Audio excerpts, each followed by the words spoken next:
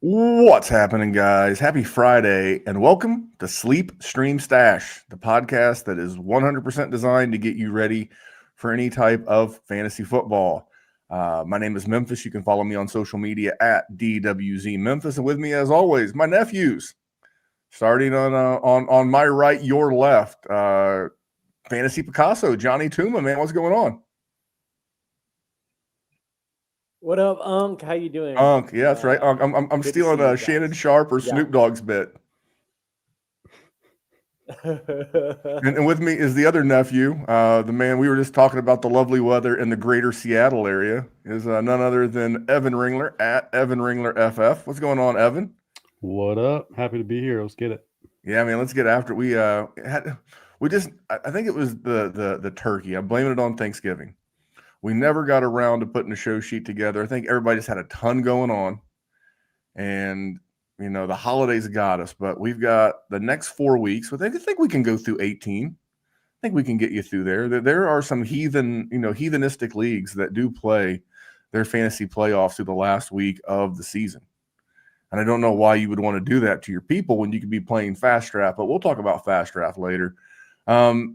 Anything surprising? And I love to see the chat on Player Profiler's YouTube channel already popping. We'll get to those back half of the show. Per usual, I see Chester has a question involving Brenton Strange. You may like that. You may like the answer one of the guys has for that here in just a minute. But Jonny, anything shocking? Like for me, it's I don't want to say it would be a bit of an overstatement to say the precipitous fall of Kansas City and being 6-6 and after losing to Dallas on Thanksgiving. But there's some big teams like the what's the old thing? If the playoffs started today, Kansas City wouldn't be in, and neither would Houston. And they play each other this Sunday. So it's been wild. What's been your take through 13 weeks? Have you seen the new Hard Knocks for the NFC East? I have not.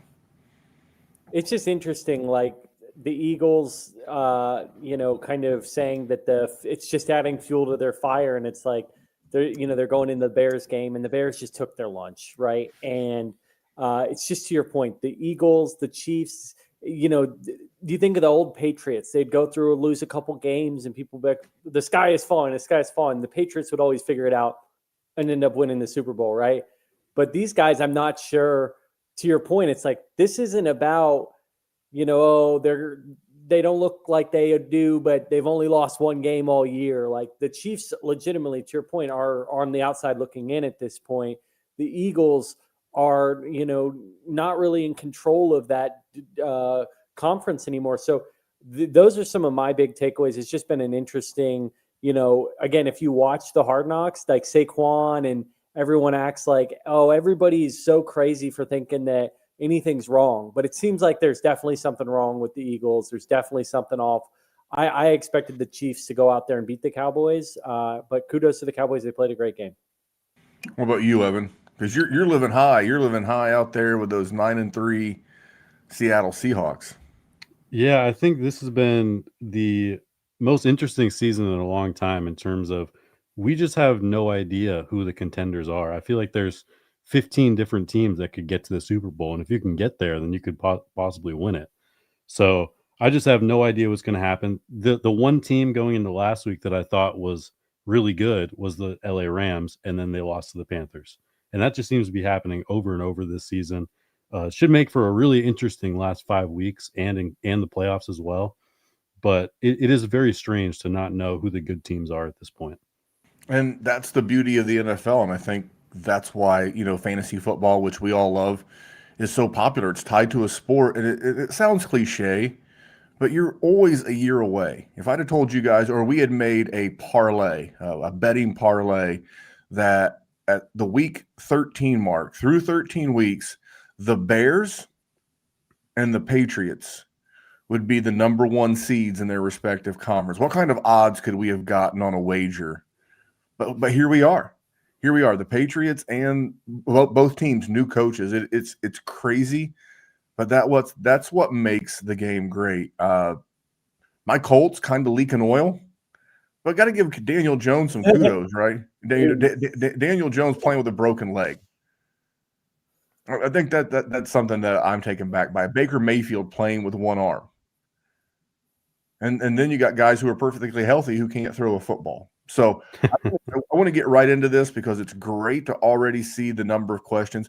Let's go ahead and talk about Fast Draft, and then we'll play the normal commercial, but stick around after the commercial. Don't fast forward because there's a special promotion going on this week. Pour one out for an incredible best ball season. It was a breakout 2025 for Fast Draft, but now the NFL action has started. That means it's DFS season. That's right. You might think, oh, wow, DFS, I can't win DFS. Oh, but you can on Fast Draft. You just pick any 6 guys and you put them in a handful of booster spots. There's no salary rubric you have to follow. You're not going up against thousands of killer bots in these tournaments. Oh, no. These are regular people grabbing their 6 favorite plays of the week, and that's all you have to do. And we post the ownership so that you can choose how much chalk you want. There is no drafting. It's called the Quick 6 Super Slam. The Quick 6 Super Slam is the signature DFS contest at Fast Draft. It is changing DFS. We are making DFS great again. So go to fastdraft.app and use your host promo code for a $50 deposit match. And let's go start drafting faster.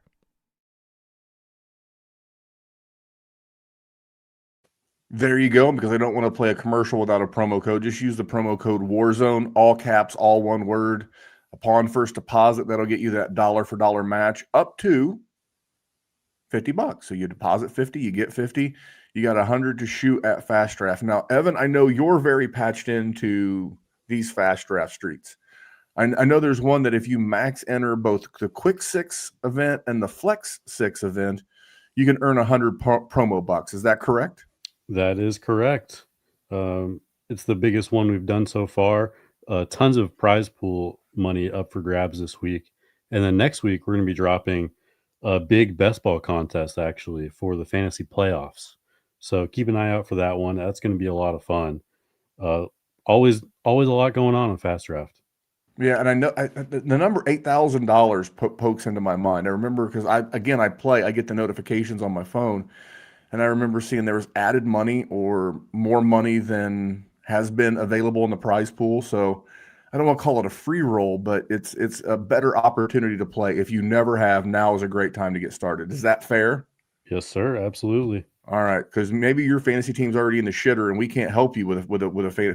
Like, none of our advice is going to save you at this point, but our advice can help you if you go download the Fast Draft app and get in the game. All right, we'll get into these sleeps, streams, and stashes because the YouTube chat is filling up, and we like to get to as many of those as possible.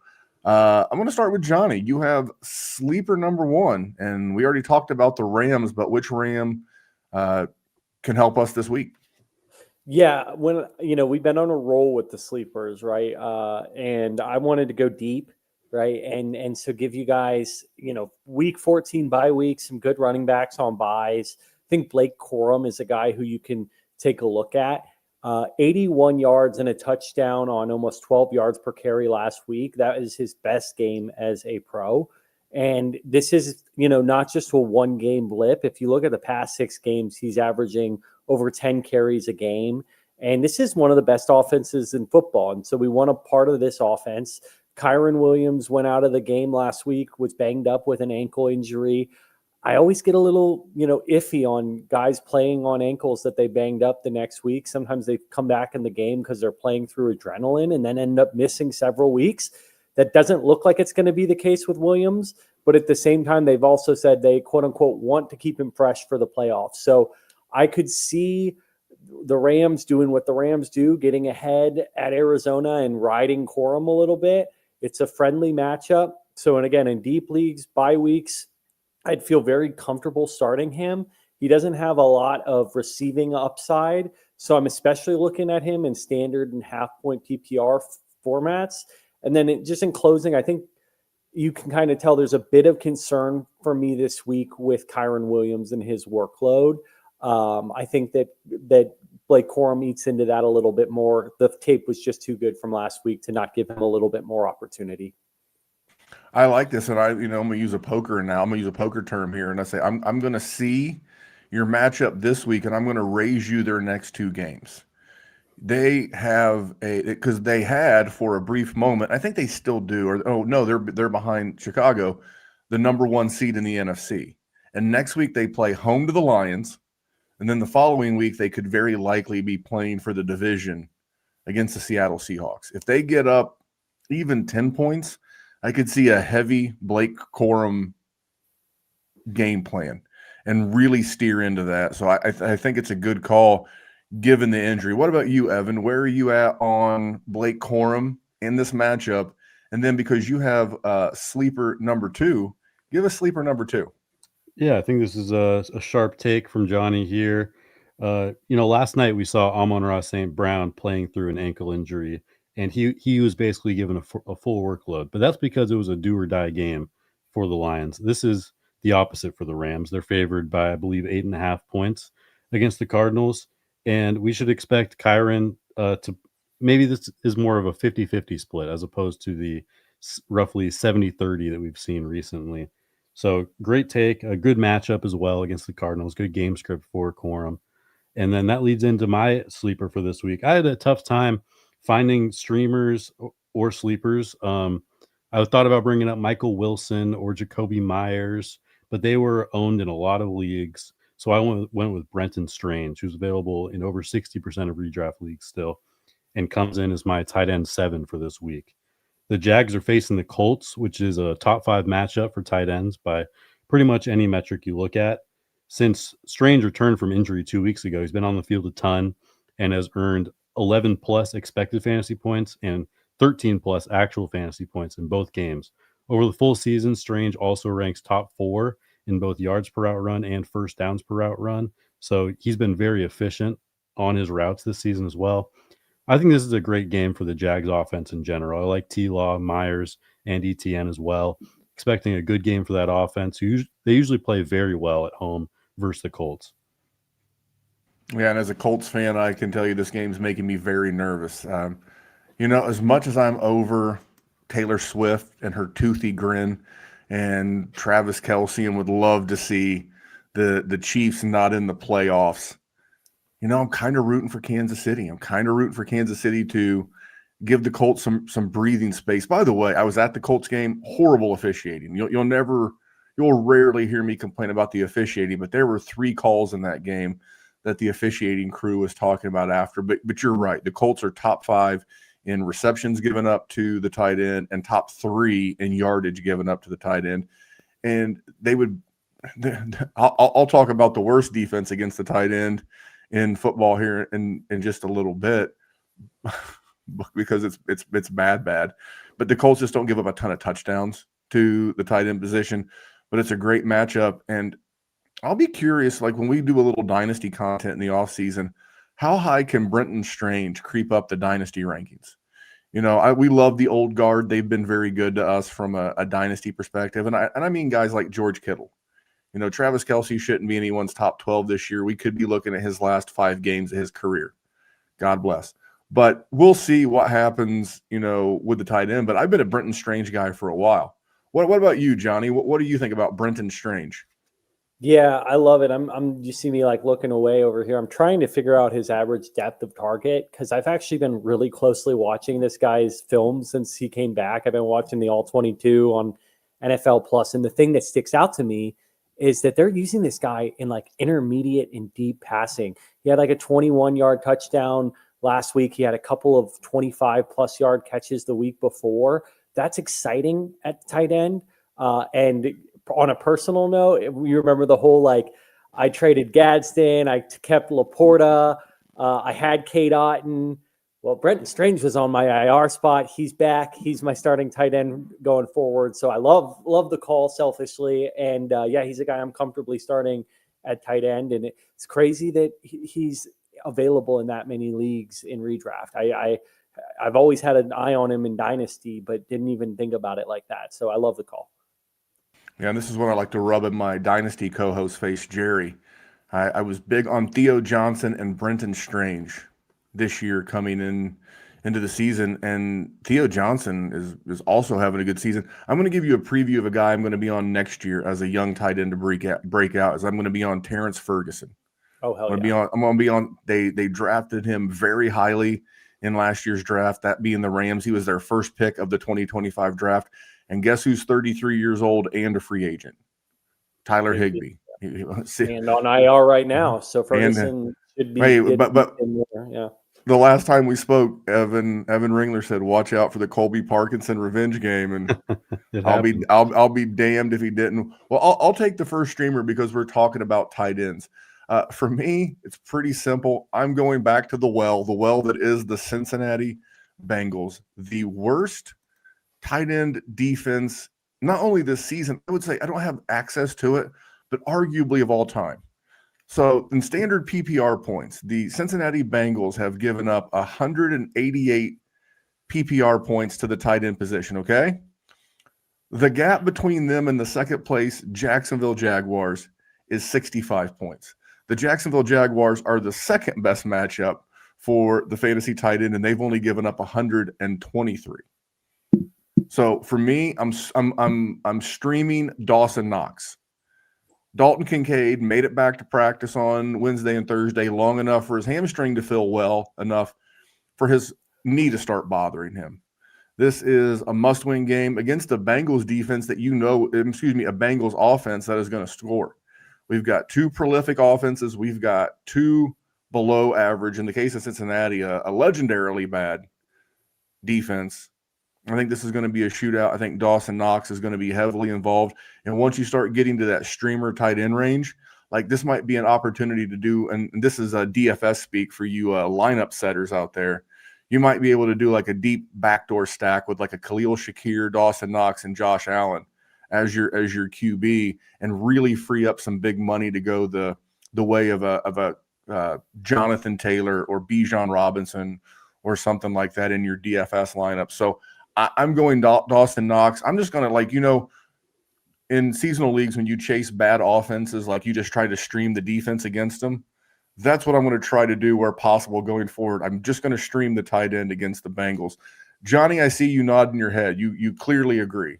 Yeah, I love the savviness of your take, and I think what I also liked was just like building a Bengal or I almost called it a Bengal stack because it's like it's something you could do every week, right? Against whoever the Bengals are playing, go get the QB, go get his one of his cheaper wide receivers and his tight end, and benefit, right? Profit. So I love that call out on Knox and Allen and Shakir as a really good foundation to build a couple entries. So I just think I liked your take. What about you, Ev? So this year, if you just played the whatever tight end was going against the Bengals, you would have like the wide receiver 6 or 7 in terms of production on a per game basis. And they haven't even faced like Trey McBride or Brock Bowers all year. That's how bad this is just play the tight end 1 against Cincinnati, and you basically have like Drake London in your lineup. It's insane. Well, what a deal. It works out for us. It's so I on my Dynasty Warzone podcast, which is already available on Player Profiler Now Plus or on the Player Profiler audio podcast feeds. I did a lot of free agency and salary cap research, right? So given the money that Joe Burrow, T. Higgins, Jamar Chase makes, where do you guys think that the Bengals rank in 2026 free agent dollars to spend? See, Hendrickson's walking, right? So yes. I don't know. Probably I would think middle of the pack. Same. They're 8th. They have almost 100 million. I was like, and I didn't catch the Trey Henderson thing at first, and I was like, how the hell do they have this? Oh, they don't have anyone on defense. Yeah, Their defense is hot. Don't have a defense. Is hot, moist garbage. So of course they're spending no money on that side of the ball. So it all tracked. Once I put the 2 and 2 together, it tracked. And this one I don't say it bums me out, but it will. This streamer from Jonny will bum me out if Alec Pierce walks in free agency from the Colts and this guy continues to progress as a wide receiver in the league. Jonny, take it away. Yeah, I mean, I had this guy as a stash a few weeks ago, right? When he first got traded from the Colts. That's AD Mitchell with the Jets. He's 4.6K on DraftKings, and that's the same price as Andre Yoshivas. And it's looking like Chase and Higgins should play in that game. $100 more than John Mechie on the same team as him. This is dirt cheap for a guy who got 12 targets, 8 receptions, 102 yards, and a touchdown last week. And he's playing 85% of the snaps the past 2 weeks on the field since he's gotten fully acclimated with the offense. So he is their alpha wide receiver 1, averaging 8.3 targets a game the past 3 games. There's absolutely no competition for targets. John Mechie's the only guy out there. That's why he's priced similarly. He's not the same separator, and he's having a ton of drop issues if you've been watching the games. Like, it's to the point where Tyrod Taylor has to be losing a bit of trust, when the quarterback is looking at one guy, and then they're like, no, I'm just going to keep feeding the guy I trust a little more. And I think that's becoming AD Mitchell for Tyrod Taylor. Miami is tough against wide receivers on paper, surprisingly, but this price is too good for me to pass up. Again, I think the talent is there, and he's starting to get in a role where you want to look at putting him in your lineups going forward. That your wide receiver room sucks when Adonai Mitchell is labeled as your most trustworthy guy.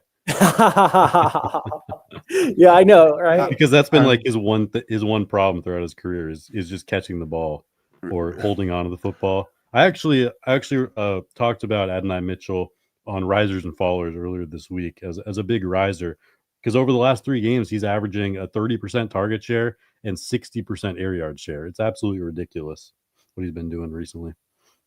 And I'm trying to quickly pull up some stats on another guy who was, if you guys remember, was labeled as Mr. Butterfingers.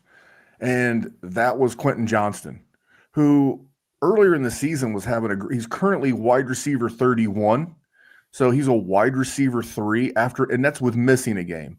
So he could have been in that borderline wide receiver 2 mix, had he, played every game. And could that be a career arc for a guy like Adonai Mitchell?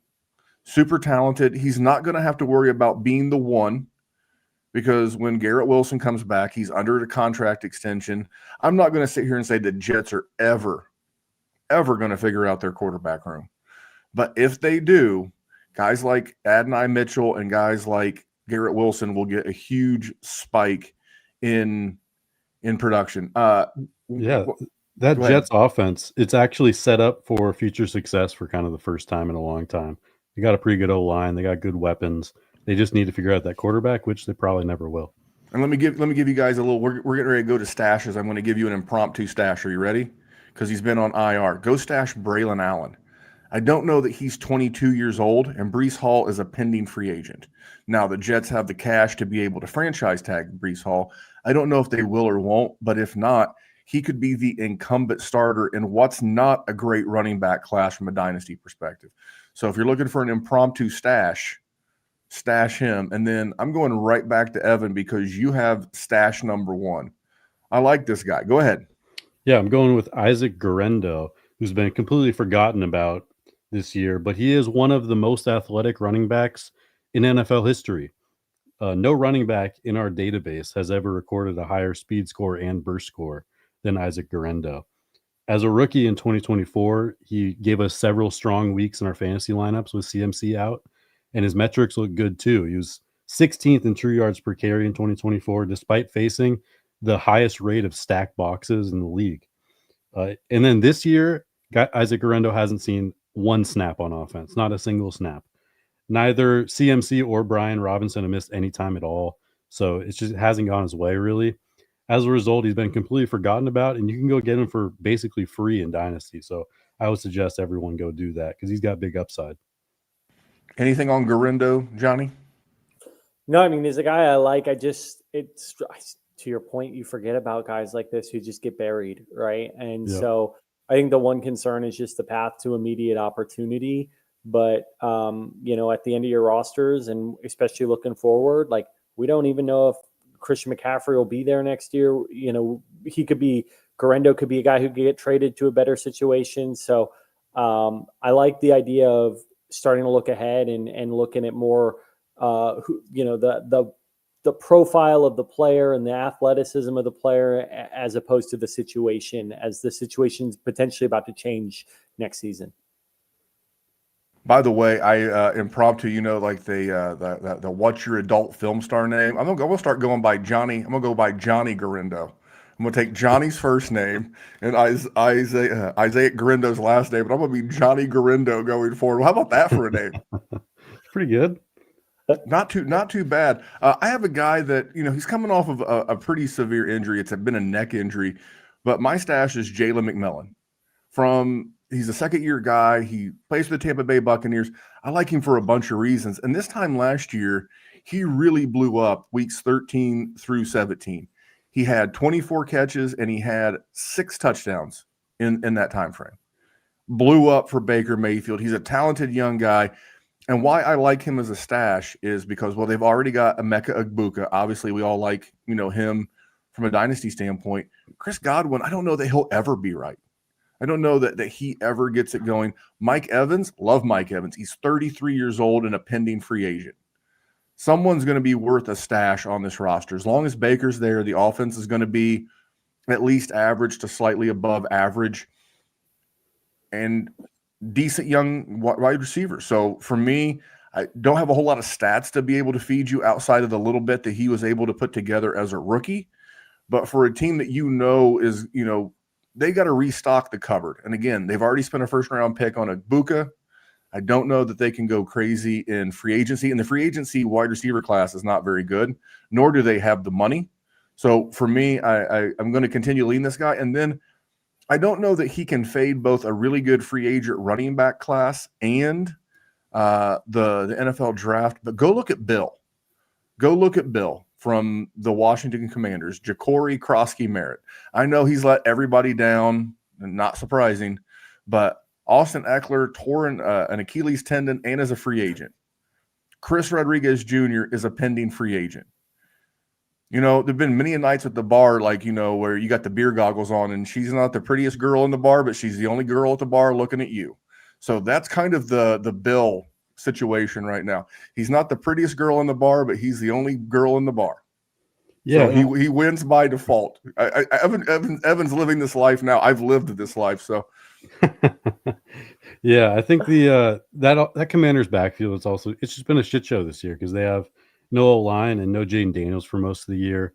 I don't necessarily blame Bill for his lack of fantasy success. I still think he's a pretty good player. He might not have the receiving workload, which limits his upside, but a good stash nonetheless. And then on McMillan, I think either one of McMillan or Tez Johnson is going to work out in the long term, in my opinion. I don't necessarily know which one, but the way that McMillan ended his rookie season was just unbelievable. So I like leaning that way instead of Tez Johnson. Anything on and I will say with Bill, he's like a throw-in a dynasty trade. Don't get off your feet because the Commanders are in the top 5 in free agent dollars to spend. And the wide receiver class, the quarterback class are not very good. The tight end class, and especially the running back class this year are very, very good. So don't get crazy. Don't give up a bunch. But Johnny, anything on Bill or McMillan? Bill McMillan. There's your porn star name. That's great. It's perfect. No, I think McMillan is interesting because, Godwin hasn't looked like himself. We don't know when exactly Evans will get back. They've really been slow rolling these guys back into the lineup. And I'll just say, I know this week 17, they played the Miami Dolphins. And I've had people telling me all offseason that you want to start all your bucks in that game, right? So I like stashing McMillan now, especially in Dynasty for the long haul, like you said. But maybe a guy, if you can get in a league with no trade deadlines, he ends up being someone you slot in if he comes back in the next few weeks in the fantasy playoffs. With Bill, I think the part that's interesting is just they never seem to want to ride Chris Rodriguez with Jaden Daniels, but they seem like that offense is just, Mariota's been able to kind of keep it the way it was, but I'd be interested to see if with Daniels returning this week, we start to see it be a little bit more like what we saw earlier in the season where Bill was the head of the committee as opposed to basically being a non-factor the past few weeks. So, interesting stashes. I like them both. I like McMillan a little more in terms of a stash just because Krosky-Merritt at the end of the day is a 7th round rookie. and you always, draft capital is so, it just reigns over these running backs' heads for the rest of their career. It seems like there's always some correlation with where they're drafted and how long they end up lasting in the NFL. So, and even though I don't think his head coach gets fired, it's kind of part of the reason why I'm a little concerned about Cam Scadaboo. Is going to get a new head coach. I don't know that he gets a new GM or not. There's no if that's the case, there's no allegiance to Cam. And although he's a fun story and a fun guy to root for, he's a 4th-round pick. You're a day 3 pick. You're a dime a dozen. So I do think he'll be there in some capacity. He's like the team mascot. But what were you going to say, Evan? I think I heard you jump in there. Oh, I just lost my train of thought. It's because I called Cam Scadaboo. Well, I'll give you a chance. I was going to talk about Bill. I think it's really interesting how the narrative has shifted on him throughout the season, because at the end of the day, he barely got picked in the NFL draft. He was one of the last 15 picks in the draft, and yet everybody says he's a massive bust in fantasy, which I guess if you look at it from a perspective of how we were looking at it after week 1, but we should be really happy with how this has worked out for a 7th-round pick. Well, for me, he wasn't a bust if you were drafting him when redraft season first started. He became a bust when the fantasy, not us, but the fantasy community got behind him and really inflated his value. And what was really, it was a horrible delta of when it was prime draft weekends. It was the weekend before and the weekend of Labor Day, which so many fantasy drafts are going. And that entire month leading up to that point, there had been so much Bill hype that he got overdrafted at that junction. And so that's what made him feel like more of a bust. But what's not a bust is fast draft. Go get a flex 6 lineup. I know you're sad draft season is over, but just because the NFL season starts doesn't mean the drafting stops, because Fast Draft has the Flex 6 frenzy. You're drafting 6 guys for the Sunday slate. It's fast, it's furious, it's fun. And as with everything on Fast Draft, there are no salaries. Woo! So go to draftfaster.com, get the app, use your host promo code for a $50 deposit match. Now let's go start drafting faster.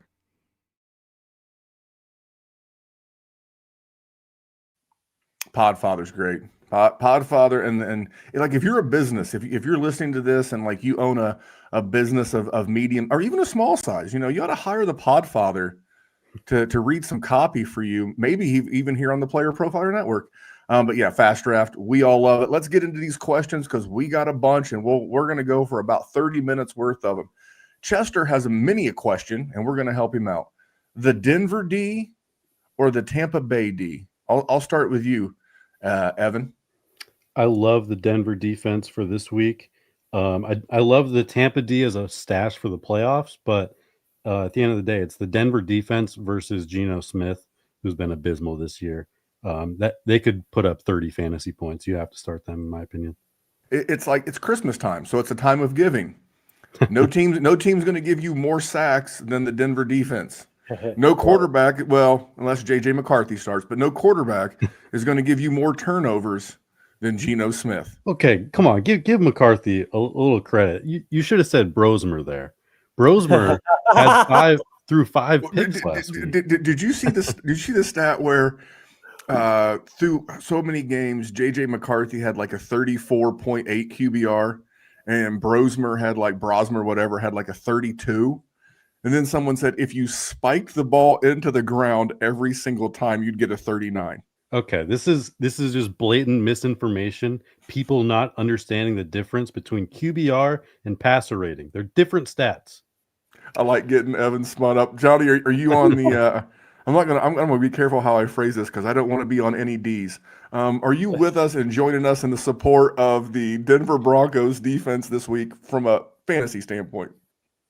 Yeah, I gotta imagine they're the top D this week. I haven't done defensive rankings. Cleveland, I would point to is playing Tennessee.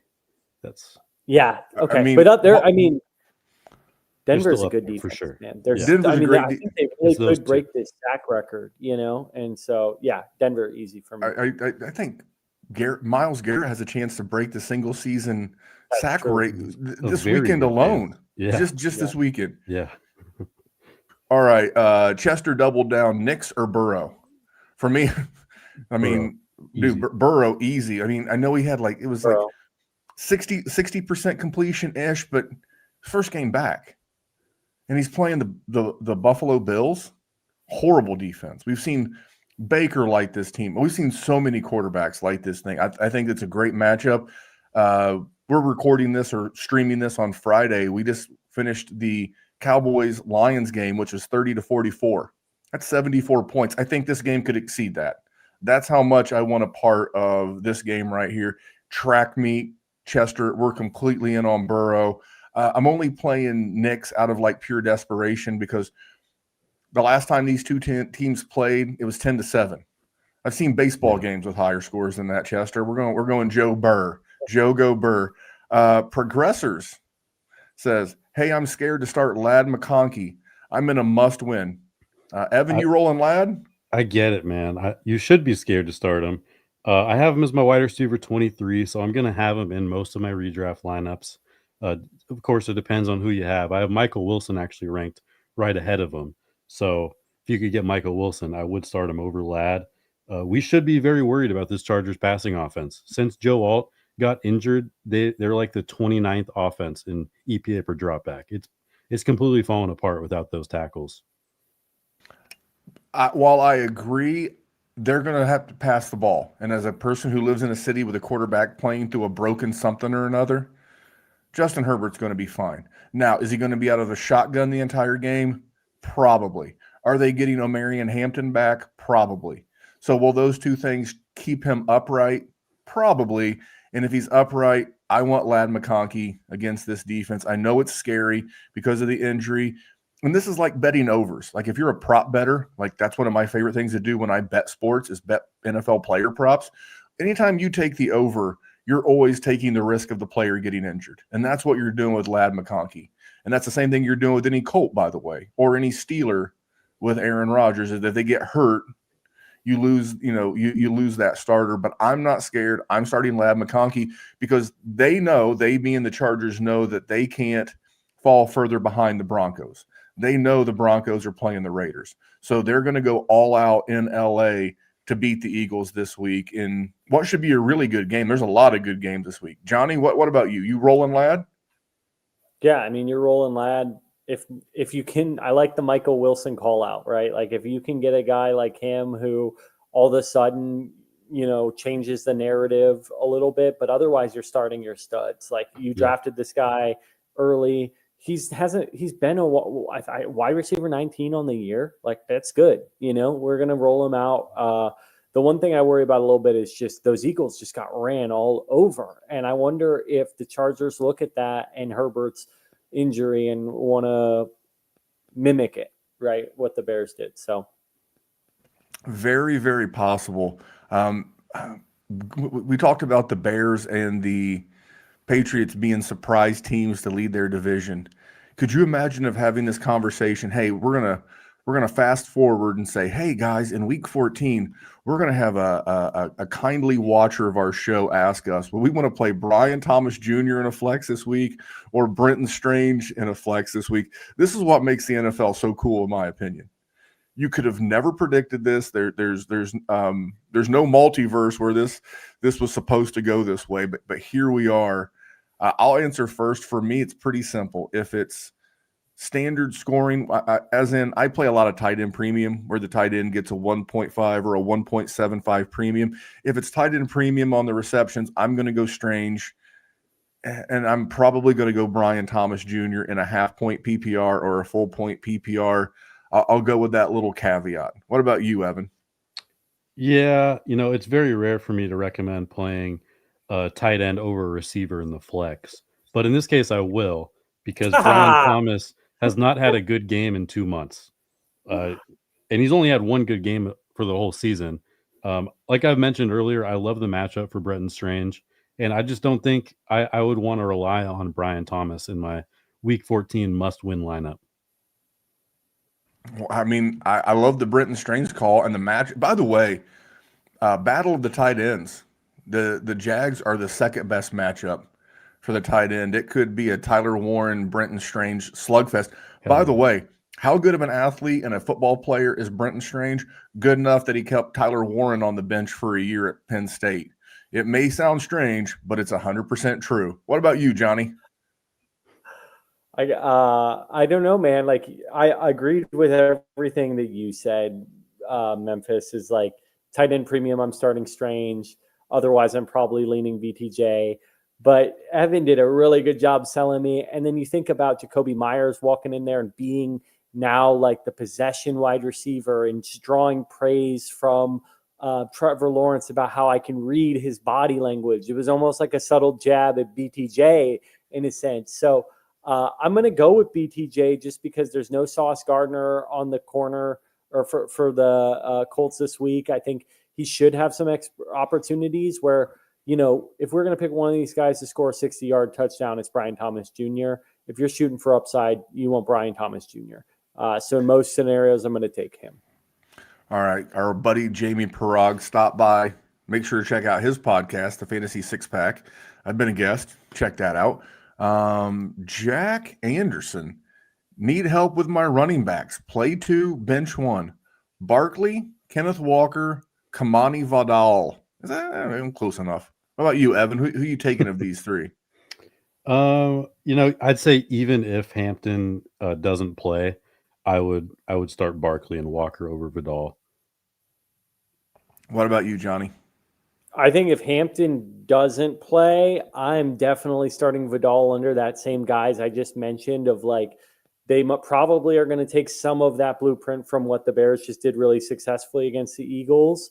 But if not, if Hampton is back, it's super no-brainer. It's Barkley and Kenneth Walker. If Hampton is out one more week, I'm going Barkley and Vidal. Yeah, I mean, you have to start Saquon. Personally, I love the matchup for Walker this week. I talked about that on the game plan earlier this week. You mean Zach Charbonnet you love the matchup for? Come on, man. Kenneth Walker has the full receiving workload now. They're splitting the goal line reps, so it gives them a little bit of touchdown equity. I love Kenneth Walker this week, and I don't trust. I know that the Bears just ran all over the Eagles. I don't think that's happening again. I don't trust the Chargers run offense at all. So give me Walker all day. I'm definitely playing Walker against the Falcons. I don't know if you guys saw it, but I did firsthand. I saw what Jonathan Taylor did to this team. I know you got to deal with the touchdown vulture extraordinaire that is Zach Charbonnet, but he being Kenneth Walker has been way more involved in the passing game. And I'm never going to tell you to bench Saquon Barkley, okay? I'm never going to do that. But I would kindly ask you to think to yourself, who was the last running back you remember running all over a Jim Harbaugh defense? You think Jim Harbaugh is going to let Saquon Barkley beat him? Nope. He's probably going to let or force Jalen Hurts to beat him. And Jim Harbaugh, him and his khakis, whether you like him or whether you don't, he is a damn good football coach. So I'm playing Barkley, and the cool thing is that Walker plays at 1 o'clock. But I think the Chargers have to announce by a Saturday afternoon whether or not they're activating Hampton. So that'll be your answer. And the cool thing is that if you play Walker, you won't have to worry about watching Kamani Vidal. So you got that going for you. Let's go here. A lot of Jamie filling up the chat here. Jamie's great though, because Jamie can take as much of the chat as Jamie would like, because Jamie's that dude. Would you all? I like the y'all because I'm got a little of that southernness in myself. Would you all start T. Higgins versus the Bills or Devonta Smith versus the Chargers? It's not even close. Agreed. T. Higgins. Yep. Both of these guys are Robin. They're not Batman. They're the sidekick. But I am going with the one with the major upside, and that is T. Higgins. And I love Devonta Smith. In the rare case that A.J. Brown were to get traded in the offseason, Devonta Smith's dynasty value would take a tremendous skyrocket up. He's extremely talented and does a good job in spite of the fact that he shares a limited passing situation with a really good wide receiver. But, man, this week we already talked about the love for this Bengals game. It's T. Higgins all the way. I see nods across the board. Johnny, you're in? Yep. Dynamite analysis there from Johnny. What about you, Evan? I'm just No notes. Start T. Higgins. No notes. This is why we like doing this show. If we are going to have fun. It's football. It should be fun. Holden Cantor, Devin Neal or Charbonnet this week. Half point PPR. It's the playoffs. We're early playoffs. Holden's GM or commissioner said, "Hey, fuck it. We're playoffs are 14. Maybe it's 14, 15, 16, 17." Probably. Remember like 2-week matchups. I like that. I'm torn. I'm not going to talk about the matchups. For me, it's Devin Neal if Kamara's out. He got ruled out today. Okay, did he? Okay, Yeah. because I just got here from work myself, so I'm going Devin Neal. Yes, sir. Unless it's a touchdown only league. Jonny. Yeah, I was going to say, you just talked about how good that Falcons matchup is, right? For our RB1, Zach Charbonnet. But jokes aside, I do get I want to have a little discussion here with you guys about Devin Neal, because where I see the value with him is in PPR leagues. When you get into goal line and short yardage, they're bringing out Taysom Hill. And so that's what's kind of funky to me with Devin Neal, is some of that upside of bell cow running back gets sapped from him when they take him out of short yardage situations. Any thoughts on that? Does that swing you guys one way or the other, or is it still pretty clearly Devin Neal for you guys? Yeah, no, I totally hear you. I think that there's a big cap on Devin Neal's ceiling. But you could say the same thing about Charbonnet, because Right. he's at the end of the day, he's only going to get 30 to 40% of the touches. So I think Devin Neal just projects much better because he's going to see more touches than Zach Charbonnet. But I totally agree with you that there's a cap ceiling. I get worried enough about a primarily running, i.e. not involved heavily in the passing game, a super talented running back like Quinshon Judkins. Of course, I'm going to be concerned about a moderately, I don't say talented, but he's in a worse situation. As bad as the Cleveland offense is, New Orleans could be worse. So it's a coin flip, but I'm going to lean Devin Neal. But he's got a follow-up question. Okay. Oh, it was some context. He's got Achane. He ain't got to brag about it. You got Achane, and then he's been struggling with the RB2 all year. No, we dig it. We're going to lean Neal and see what he can do. Mondo Montana. I think that could be Evan's porn star name. We're going to go Devin Neal, Kenneth Gainwell, Manana Guy, or Chris Rodriguez. I also have Troy Franklin as a flex option. So he needs a running back and a flex. What do you think, Evan, a.k.a. Mondo? Right off the bat, I think Manon Guy is a must start at this point, and Chris Rodriguez is a must sit against the Vikings defense. So then it comes down to Devin Neal versus Kenneth Gainwell, which I think is very close. I think I'm going to give the edge to Gainwell. I think he's got a little bit more upside. And I love, he's just got like a 20% target share at this point. Rodgers just loves throwing to him. I agree. If the matchup was a little, I don't say tougher, but better, they're not going to make Bo Nix pass the ball a bunch. I like Troy Franklin quite a bit. He's been a pretty solid wide receiver 2-3. Go ahead, Evan. You wanted to get in there.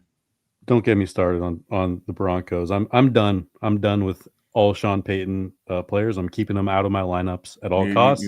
Last week, there was like 5 straight games where Troy Franklin led the team in targets. And then last week, he's their wide receiver 3 in playing time behind Pat Bryant and Cortland Sutton. So I'm just staying away from the Broncos because they drive me crazy. Well, remember my role as Unk. It's nice to see you younger guys. You guys are familiar with that meme of the 2 guys on the hangman's podium, and the one guy looks over at the other guy and goes, "First time?" As a guy who's been burned by Sean Payton offensive players in fantasy football for almost 2 decades, first time, huh? Welcome to the team. No, I just it happens to me like once a month, and then I slowly buy back in because the usage is trending this way. Is this an RJ Harvey comment? Yeah, because he's going to burn you at some point. It's you play with Sean Payton matches, you will get burned. Yeah, I agree. I do love the comment. You are not benching Manungai for any reason going forward. As much as it was DeAndre Swift's backfield to start the season, it is a complete split. This is a Gibbs-Montgomery situation the rest of the way. This kid, and you know what? his dynasty value has got to be going up. Yeah, I'm not playing Chris Rod against that defense. I will say one thing too, because one of my astute co-hosts pointed this out earlier. Bill is more involved when Jaden Daniels is the quarterback. Guess who got activated? Guess who's the starting quarterback this week for the Commandos? Does that mean Bill is going to be more of a pain in the ass in the backfield, taking touches away from Chris Rod? So Monungai, and then I'm going to go Gainwell as well because I'm going those two. So we got that one. I didn't know that Darren Waller was back, but Mondo followed up with Waller or Ingram. I'm going Waller if he's healthy. Yeah, you can. I'm definitely going with Waller. Just avoid the Broncos. I'm going to avoid the Broncos. And outside of, I mean, outside of, I know Ingram looked great last week. I can't do it. Well, it's the match. It's the matchup. I mean, can't do it. If they get up 14 with that defense, are they just going to take the air out of the ball and win 14-0? It's very possible. Yeah. You know, I'm not saying there won't be spots later in the season where you can play Evan Ingram. I don't want to say Sean Payton doesn't trust Bo Nix, but I don't think Sean Payton's going to put the ball in Bo Nix's hands excessively when he does not have to. Yeah. So if they get a lead, it's kind of, and you guys know I love Sam Darnold. It's kind of what the Seahawks have done this year when they get up big with Sam Darnold. They don't force him to sling the ball all over the yard because, yeah, he can get you to the playoffs, but he's also not afraid to throw one to the other team. So why put the defense in a bad spot? Why not just, ride the running backs and move on? So for me, it's Waller if active. Jonny? I got to go with Evan Ingram, man. 9 targets last week. Finally started to look like who I wanted him to be. There's too many. Waller's getting eased back into action still, it feels like. He played less than half the snaps last week. He's never been like a full-time guy. A lot of the production came from touchdowns. If I'm trusting one of them in one of my prerequisites is I want my tight end to get 5 targets, Evan Ingram. Yeah, that's fair. And that's fair. And I closed the window. I thought this would have been a matchup made in heaven. I don't see this as an aired out game for the Broncos. So I'm not. I want to speed through a couple of other Maracas start two. And by the way, we've had a lot of questions this week about Devin Neal. That's awesome. Evan, where can they find your rankings? Is there a place where they can go get your rankings? Because we had this a couple of weeks ago where a lot of people were asking about Travion Henderson, and by the way, he smashed that week. And then a couple of weeks later, they asked about Kyle Monungai, and that was Johnny's call. He smashed that week. So where do you have Devin Neal so we can just kind of put a blanket answer out there? Right now, I have him at running back 22, but I think I'm going to drop him more towards like 26, 27, around Kenneth Gainwell, actually, who we were just comparing him to. You can find my rankings at playerprofiler.com. There you go. And then he wants us to start too.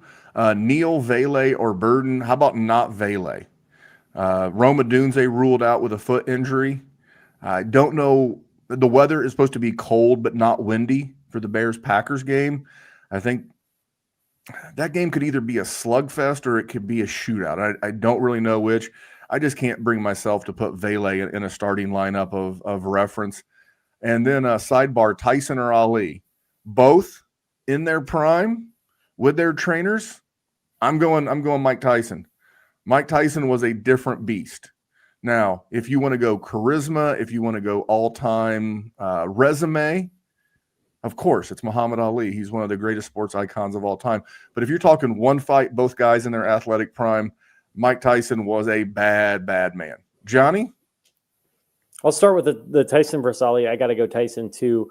He was the first guy who really almost pissed off the whole industry because he was ending the fight so fast, right? He was knocking people out in 20 seconds, and it was bad for TV. It was bad for business. That's the kind of mean man that Mike Tyson was in his prime. I'll go with Neal and Burden. I think to your point, it's just so eloquently put of like, what the hell are we doing? Devon Vele had a week, and now we're having this discussion, right? Like, Chris Olave is expected to play. There's a ton of gizmos and gadgets in that offense. I think this was more of a blip on the radar for Vele and, Burden. I think this is a really good spot for him to see an increased role. Someone's got to, Odunze plays so many snaps, and he was very productive earlier in the year. It's been a bit of a downturn for him, but there's a lot of work that just got opened up for those Bears wide receivers with no Odunze, and you got to imagine a lot of that's going to fall on Burton's shoulders. So I'm going to go Neal, and I'm going to go Burton. All right, and by the way, I want to give him. He wanted to address it. He meant to say Troy Franklin, not Vele. It doesn't matter. We talked about Franklin earlier. I'm still going Neal and Burton regardless. So, and I like the question. Anything to add? Because I want to get to a couple more. We got about 5 minutes left. Evan? If you haven't seen Mike Tyson Mysteries, it's one of my favorite comedies out there. It's kind of hard to find, but it is basically a Scooby-Doo style show with Mike Tyson as the lead character. Where can I find this? I think it's like the Hulu super premium package. It sucks. It's hard to find, but one of the greatest video games that I played growing up was Mike Tyson's Punch-Out. Virtually unbeatable character. And you look back now as an adult, and you see how they just copy and pasted the characters. Like, you played each guy twice in like different wardrobe. So much fun. Mondo real quick came back with Odunze, Michael Wilson, or A.D. Mitchell. We can rule out Odunze because the Bears have. So Wilson or Mitchell. I'm going to go Wilson because Marvin Harrison Jr. also banged up, and we know Jacoby is not afraid to hyper target this man. So I'm going Michael Wilson there. I see 2 nods. Is that correct? No, Greg Dortch either. I was joking. The Torch, Greg Dortch, the human Dortch. The real question is, will Michael Wilson break the individual game target record on Sunday? That's the real question. It's firing up Michael Wilson in every format. All right. I want to get to Robbie because he asked and then he came back with a super chat. We appreciate it. And Robbie, we appreciate your patience. Jacoby Myers or Monungai? It's Monungai. He's going to get more touches. The Colts defense is not a horrible matchup for the wide receivers. I think they're top 12-ish in fantasy points allowed to the wide receiver. But I think this could be a very slow-paced game with the broken leg of – and I've not looked at the weather, to be quite honest. So, but I'm going Monungai. He is just locked in right now. And so, Robbie, thank you for the super chat. But more importantly, I'm going Monungai. Do I have any pushback? Monungai all day, man. This Bears rushing attack is a killer. It might be better than Detroit's, honestly. Not like Detroit's last year, but Detroit's this year. The Bears running attack is just awesome, and Monungai is getting a little bit more carries than DeAndre Swift over the last few weeks. I think he's a must start in basically every league. Yeah, and it's not a fluke, to be clear, right? They invested so heavily in this offensive line. Like, we knew this was going to be good. It took a little longer, I think, at the start of the season than we expected. But, like, this is fully kind of what I expected with the investments made in that offensive line. I think the one thing for Robbie is, like, he's probably looking at, 11 points, 15 points, then 21 points the past 3 weeks for Jacoby Myers and saying that's kind of tough to sit. For sure. Only 6 targets in each of those games. That's not like, mouth-watering volume. 2 touchdowns in those 3 games. Touchdowns come and go a little bit, right? We can't guarantee those. So we want to chase the volume. We want to chase the opportunities. Monungai has looked so good with every opportunity he's gotten. And, yeah, he's probably going to get 15 to 20 on Sunday. So I like Monungai. All right, we gotta keep him going. We're rapid fire. Bam Knight or Woody Marks? Oh, Woody Marks. Woody Marks for me too. Tough matchup, but I don't see Nick Chubb being involved. Yeah, I would monitor the injury report, but I lean Woody. Pause. Agreed. All right. By the way, we'll wrap up with a little boxing stuff at the end. Shuck or McCarthy, and then the scared face. I would just call a priest and get your last rites read. I'm going with Shuck, man, all day. Shuck's he's actually kind of slinging the bill. I often question whether or not JJ McCarthy's right-handed. and then I heard the dreaded thing about JJ McCarthy is that they have been working on his mechanics in season. A very good friend of mine who I've known for a long time. He's a wonderful man. He's been a PGA Pro teaching professional for over 50 years. And he always used to tell me the worst time to work on your game is when you're playing the game. And that really has always stuck with me as I've done fantasy. I hate hearing that quarterbacks are working on mechanics in season. It just gives me the ick. Same thing with a pitcher in baseball. All right, little. Oh, did you know Little Mac was? Oh my God, Jamie, get out of here, you nerd. We got the Ali. A couple more. Fanning, Likely, or Gadsden. I'm hoping you mean for Dynasty, because for this week I'm going Fanning. Gadsden's been kind of a non-starter, I guess. In the last couple of weeks he's not been great. By the way, Harold Fanning is at the top of my trade for Dynasty list right now. David Njoku is a pending free agent, and Cleveland is in the bottom third of the league in money to be paid. Like, I think they have $10 million in cap space right now. I don't think they could even give David Njoku a free agent. I don't think they could even give Njoku the Mark Andrews contract right now. So Harold Fanning Jr., regardless of who the quarterback is a huge buy for me in Dynasty. But for this case, I'm also playing him this week over Isaiah Likely and Gadsden. I see a head nod from Jonny. Is that good? Yeah, I think in Dynasty and in this week, I would pick Fannin. To your point, I think I'd almost pick Fannin over Gadsden in Dynasty at this point. Like, I just am Close. You see him, how good he looks when he's got the ball in his hand, how he fights for yards after contact. Like, he's a true football player. And I think, to your point, like, the sky's the limit for this guy. If they can clear out the room a little bit with Njoku departing, and then they figure out quarterback. Like, Gadsden's already got a quarterback. That's the one thing, but I think Fannin might have him talent-wise. And I will say this, there's a good chance that not only is Fannin tight end one next year, he's pass option one next year. Jerry Jeudy is a horrible wide receiver. Try holding on to the ball. He's a knucklehead deluxe. Why'd they get him out of Denver so quick? All right, I want to get to Wandier's. I'm guessing that's Wandier's. Happy Friday, boys. Flex one. Smith, Sutton, or D. Smith? It's Swift. It's Swift. I love Cortland Sutton, but I see this as a low action game. And we already talked the same thing about Devonta Smith. He's second in what's a low passing offense. So I'm going DeAndre Swift. Start your Bears running backs, man. Manon guy's a little better on the ground, but Swift is significantly better through the air. So I'm starting Swift and Manon guy everywhere I got him. Jonny? It's tough, man. I don't know. I think Devontae Smith is a really good player. Like, it's when we start asking, should we start T. Higgins or Smith? And we're not like, oh, that's a dumb question. Like, it was pretty easy to go with Higgins over Smith. But at the same time, I think this is like a top end wide receiver option. The matchup's brutal against the Chargers, but I just looked up his season. When they've had bad matchups, Denver, he had 19.4 points and was wide receiver 14. Minnesota, he had 33.3 points, and then Green Bay, he had 16.9 points. So it's almost like when they are in tough matchups, it's taking A.J. Brown out of the game. I don't know, man. I'm Stace. I want to get these. I want to rapid fire these. Sorry. Are you good? A.D. Mitchell or Jordan Addison? I'm going A.D. Mitchell. He's the wide receiver Absolutely. one. I have more faith in Tyrod than JJM. So for me, it's easy. It's easy. A.D. Mitchell this week. Listen, I give JJ McCarthy a lot of credit. If he can hold down Justin Jefferson, he can hold down anybody. Eric came back with Higgins, Worthy, or Vele. It's Higgins easy, guys. Play your Bengals, play your Bills. I think he means Jaden Higgins, but I still like Jaden Higgins here. Oh yes, he did. He clarified down at the bottom. Good catch. Yeah,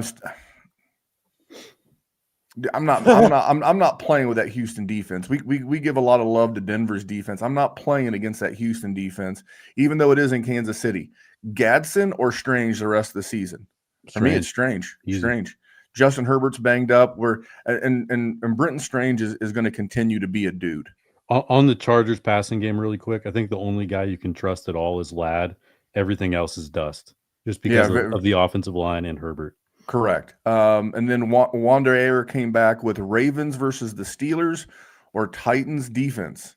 I'm sorry. I don't know if you have the choice between the Cleveland, out of those four teams, Ravens, Steelers, Titans, and the Cleveland defense and a defense special teams, it's Cleveland.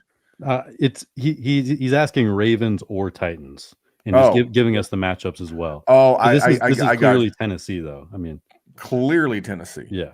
No. Fire bad.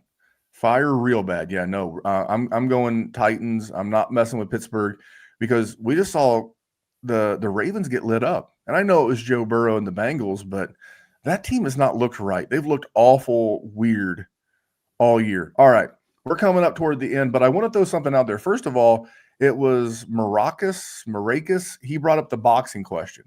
You know what? I actually want to hit you with one that more of a hypothetical that I would have enjoyed. Now, I get heavyweights rule the world, but I would have loved to have seen Floyd Mayweather Jr.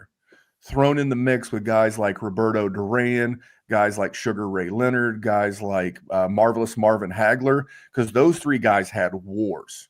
That's the hypothetical that I would have loved to have seen as a combat sports fan. And then don't get me started on theoretical UFC matchups because I am a combat sports fan. But I think that was a great question. Maybe week 18 we'll do that. You guys can ask us like hypotheticals, like better comedy Yes, of like, you know, are you Caddyshack? Like from a bro standpoint, are you a Caddyshack or are you a Hangover guy or lady? We can do a lot of that. Luke, we see you jumped in there late. Neil or Monangai? It's Monangai. Yep. Monangai is a top 15 play against a very bad defense. I'm sorry, a very good defense. I know the Packers are a good defense. The one thing I love about Ben Johnson, and we can steer this back to football as we wrap up, I heard this said, and I can't unhear it. Ben Johnson is the Midwest Kyle Shanahan. He's going to commit to the run. He's going to run the ball, run the ball, run the ball. And it's what Kevin O'Connell refuses to do for J.J. McCarthy. How do you help I mean, that's not true. That's not true. They've been true. Very run heavy. That's what I'm saying, but not with any success. And what does he default to the minute they get down by like 3 points? Kevin O'Connell was a quarterback. Brother wants to slang it. Yeah, because that's how their offense is built. Their running game just sucks. I saw because of their offensive line. I saw what he did to Sam Darnold last year in the game against Detroit. I saw what he did against the playoff game against the Rams. When he gets down by one score, it's the run game's gots to go, and we're going to start hucking this thing all over the place. It's just how their team is built, though, because their team is built to throw the ball. Their team is not built at all to run the ball. So I would actually get mad at Kwesi Adolfo-Mensah. It's funny. You know how like you come up with a take and you catch a lot of vitriol for it online. I'm sure as content creators, you guys are very, very. I got so much heat over the spring and summer when I said, guys, when this Sam Darnold thing goes bad, if J.J. McCarthy does not look good, Kwesi and Kevin O'Connell are going to be on the hot seat. And they're like, you're so dumb. You're so stupid. Guys, I know how football fans are. I've been watching this game for a long time. Sure enough, here you are, 4-8, 4-9, whatever they are, and the torches and pitchforks are out in Minnesota. They are wanting jobs in Minnesota. But again, that's why we play the game. Jonny, any words of wisdom before we get out of here? No, man. I saw someone in the chat ask like what your handle is. Follow Randall on X at DWZ Memphis. Make sure you like the show if you like it. Comment any questions you guys have if that we didn't get to. And good luck, guys. This is the last week before the fantasy playoffs for most people. I'm in a sick league where I have a week 17 and 18 2-week fantasy championship. So it's going into week 18. So I will be here with you guys to the bitter end. That's disgusting. Can I make can we call it audible real quick? How about next week, because it is the fantasy playoffs, let's go down to one sleep, one stream, one stash to free up more time to take people's questions, because it's going to be so pivotal for us to be able to lend a helping hand where we can, to spend more time in the chat and be able to answer each and every question that we possibly can. Is that good with you guys? Let's do it. Great idea.